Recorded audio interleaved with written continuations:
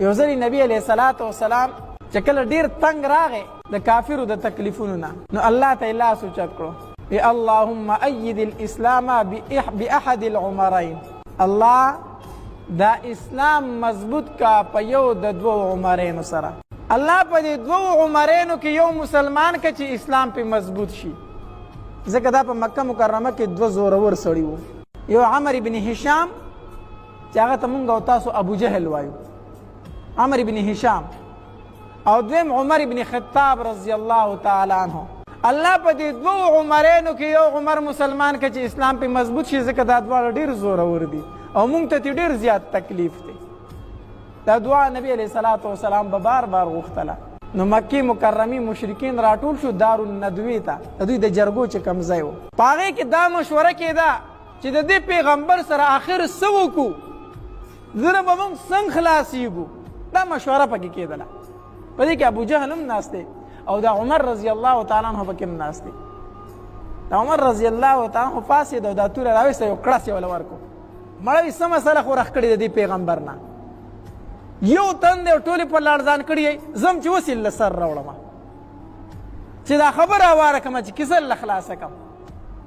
ابو جهل ورته وي عمره خو دا کار دی وکړو نو 100 اوښان درله په انعام کې دي. څو اوښانو؟ 100 اوښان درله په انعام کې دي که دا کار دی وکړو. وی یقیني؟ وی او وی اوس یې تماشه کوه چې سر یې له پخپو کې ورته وکړم. دارالندوې نه په سخته غوسه کې ووته، را روان دی به نبی علیه الصلاة والسلام پسې، د هغې په مرګ پسې را روان دی. په لاره کې ولې یو صحابي مخې له ورغی، سعد رضی الله تعالی عنه. وی عمره خیر خو دی ولې ډېر وارخطا رواني په غوسه کې، چېرته رواني؟ د نبی علیه الصلاة والسلام دا نوم مبارک ډېر په بدو الفاظو واغستو. وی زم په هغه پسې چې دا سر تېنه قلم کم چې دا خلک تېنه وزګار کم. سعد رضی الله تعالی عنه ته وویلو وی عمره دا نشي کولی، دا نشي کولی. ته ولې نشم کولی؟ بس نشي کولی، هغه ته نږدې کېدی هم نشي. نو وی ښه، وی ګویې چې تم صحابي شوی دغه ملګری شوی کو، تم بېدینه شوی، خپل د پلار نیکه دین دې پرېښی دغه ملګری شوی کو. سعد رضی الله تعالی عنه ته وفرمایل وی او زم دغه ملګری یم، د دې ځای نه ته زما نه قدم هم نشې اړولی په هغه پسې. عمر رضی الله تعالی عنه پې توره راویسته، وی چې ړومبی ستا کار تمام کم نو وروسته به په هغه پسې ځم. چې د پې توره واړوله، سعد رضی الله تعالی هم تورې ته لاس کو. قریبه دا وه چې په یو بلې ګزارونه کړی وې، خو د سعد رضی الله تعالی عنه د خولې نه یوه خبره ووته، وی عمره ما او زما محبوب صلی الله علیه وسلم پرېږده، خو د خپل کور فکر دې وکړه، پیغور یې ورکړو، د خپل کور فکر دې وکړه، ستا هغه اوښې او غخور خو دې مسلمان شوي دي، ته چې د کمې هستۍ د مرګ دپاره روانې په هغې باندې ستا خور ایمان راوړی دی. دا دې راته څه وي؟ وي او که نه؟ وی عمر او د هغه کور ته اسلام راغلی دی، زما چې ړومبی خو د خپلې خور نه سر قلم کم. په سخته غوسه باندې روان دی، د خور کور له ورغی او چې ورغی ورته دیکه ورکړه، ور د هغې طرفه کلکو، چې ور کلکو د ور سره غوږ کېښودو، نو هغې له د هغې استاذ راغلی و او قرآن یې ورته ښودو.